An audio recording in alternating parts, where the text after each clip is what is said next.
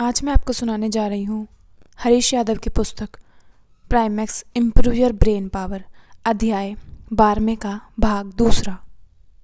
लंबे समय तक कायम रहने वाली स्मृति के मस्तिष्क में लगातार बदलाव ज़रूरी माने जाते हैं। मनुष्य अभी अपने मस्तिष्क के कार्यक्षेत्र एवं कार्यप्रणाली के बारे में पूर्णतः जान नहीं पाया है। ये अवश्य पता लगा है कि बायां मस्तिष्क तार्किक भाग है जो वाणी, शब्द और भाषा पर नियंत्रण रखता है तथा दायां मस्तिष्क रचनात्मक भाग है जो तस्वीरों एवं रंगों में सोचता है। दाएं व बाएं भाग के मस्तिष्क के आपसी तालमेल व उपयोगी से स्मृति अधिक विकसित होती है। कुछ वैज्ञानिकों का मानना है कि बुद्धि का विकास मस्तिष्क में पहले से ही जमा की गई स्मृति के जोड़ से होता है। इसे सरल शब्दों में मिश्री की निर्माण विधि से समझा जा सकता है, जहाँ एक क्रिस्टल से दूसरा क्रिस्टल जुड़ता जाता है। संभवतः यही कारण है कि बिना पढ़े लिखे एवं रुचि न रखने वाले व्यक्तियों में स्मृति कम विकसित होती है। स्मृति के प्रकार हम जान चुके हैं कि चेतन व अचेतन मस्तिष्क और स्मृति का आपसी संबंध क्या है। इसके आधार पर मूलतः हम स्मृति को दो भागों में बांट सकते हैं। पहला अल्पकालिक स्मृति, दूसरा दीर्घकालिक स्मृति। अल्पकालिक स्मृति हमारे मानस पटल के अंकित नहीं हो पाती। वह क्रिया या वह वस्तु जिसे हम लंबे समय तक याद नहीं रखना चाहते, उसे हम संभवतः शीघ्र ही भूल जाते हैं।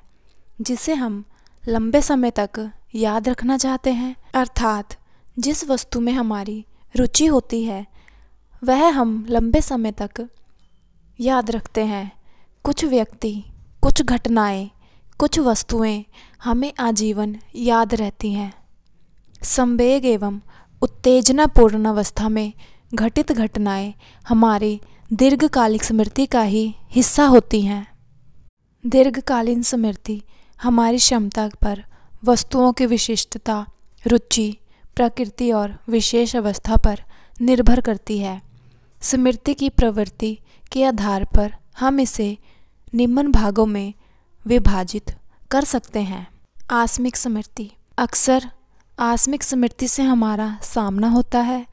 किसी पुराने मित्र या पुरानी घटना की आश्चर्यजनक यादें वर्षों बाद एक दिन अचानक याद आ जाती है। तब हमें स्वयं अचरज होता है कि ये स्मृति इतने दिन कहाँ छुपी रही। किसी व्यक्ति को देखकर ये प्रतीत होता है कि इसे कहीं देखा है। हम कुछ देर सिर खुजाते हैं, फिर एकदम ध्यान आता है, अरे हाँ, ये तो वही व्यक्ति है जो बचपन में मेरे साथ पढ़ता था। ये हमारी मस्तिष्क कोशिकाओं में संग्रहित स्मृति का चमत्कार है, जो अकस्मात हमें वर्षों या महीनों पुरानी याद दिला देते हैं।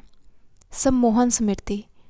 हमारी पांचों इंद्रियों द्वारा अनुभव की गई सूचनाएं हमारे मस्तिष्क में जमा हो जाती हैं। कई बार हम इन सूचनाओं को चाहकर भी याद करने में असमर्थ रहते हैं। अक्सर देखा गया है कि जिन सूचनाओं को हम चेतन अवस्था में नहीं बता पाते, वह सम्मोहन हिप्नोटिज्म की अवस्था में आसानी से बता देते हैं। सम्मोहित अवस्था में अचेतन मन की स्मृतियाँ अक्सर उजागर होती जाती हैं। यही कारण है कि अपराध विज्ञान में सम्मोहन का विशेष महत्व है। सम्मोहन विद्या में विशेषज्ञ व्यक्ति इस कला में पारंगत होता है। अंत अपराधियों के मुंह से सम्मोहित अवस्था में वह सब बातें उगलवा लेते हैं जो अपराधी चैतन्य अवस्था में जानबूझकर नहीं बताता। चित्रात्मक स्मृति। ये हम जान चुके हैं कि हमारे मस्तिष्क में सूचनाएं चित्रों के रूप में एकत्र हो जाती हैं। बिल्कुल उसी तरह जिस तरह कैमरा अपने लेंस की परिधि में आने वाली सभी सूचनाएं हूबहू उतार लेता है। इसे स्थायी तो नहीं माना जा सकता, क्योंकि समय के साथ वह भी लुप्त होती जाती है। फिर भी कई व्यक्तियों में चित्रात्मक स्मृति की शक्ति अनुपम होती है। वह एक बार यदि किसी पुस्तक या समाचार पत्र पर निगाह डाल लें तो हूबहू उसी रूप में उसका वर्णन दोबारा कर सकते हैं।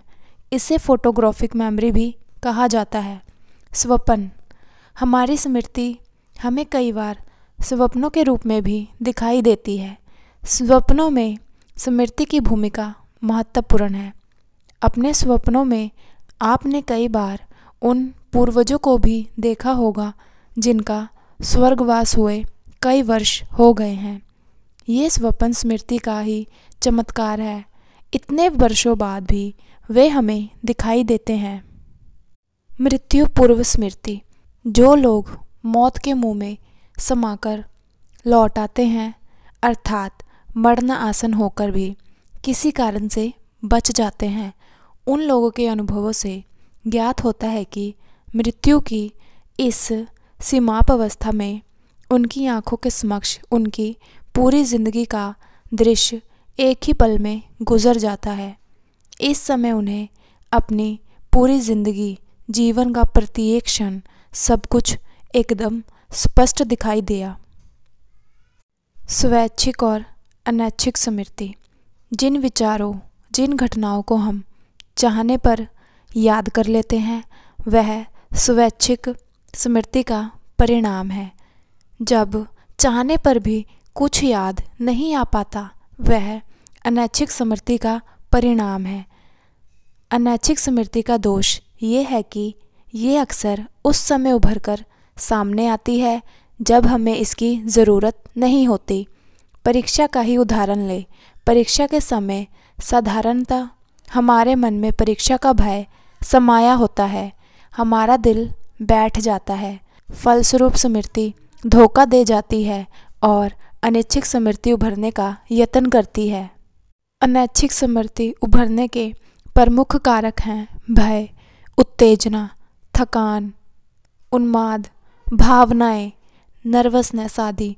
ये कारक स्मृति के रास्ते में बाधा बनकर खड़े हो जाते हैं और हमारी याददाश्त हमें धोखा दे जाती है। अध्ययनों में ये पाया गया है कि प्रारंभिक शुरुआती सीखने के बाद स्मृति दोहराए बिना हम 24 घंटे में 82% भाग भूल जाते हैं और सिर्फ 18% ही हमें याद रह पाता है। हम कितना भूलते हैं?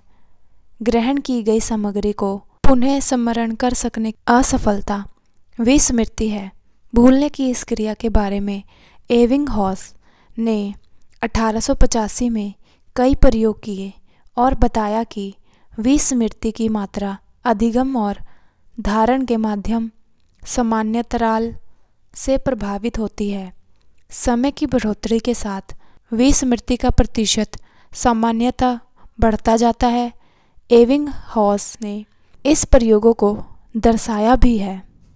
समय अवधि 20 मिनट बाद विस्मृति का प्रतिशत 47%, 60 मिनट बाद 93%, 9 घंटे बाद 56%, 1 दिन बाद 67%, 2 दिन बाद 72%, 7 दिन बाद 75%। ये देखा गया है कि शुरू में विस्मृति की मात्रा अधिक होती है, अर्थात प्रारंभिक क्षणों में हम ज़्यादा व तेज़ी से भूलते हैं।